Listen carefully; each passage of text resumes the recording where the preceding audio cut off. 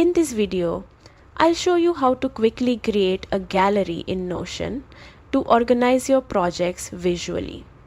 Don't forget to like and subscribe for more tech tips. To start, open Notion on your computer or mobile. Choose the page or database where you want the gallery. Then type a / search for gallery view and select it from the menu. Notion will instantly create a gallery layout for you. Next, click New Page inside the gallery to add items. Each card can include text, links, or images. To make it look better, upload photos or drag and drop images right into the cards.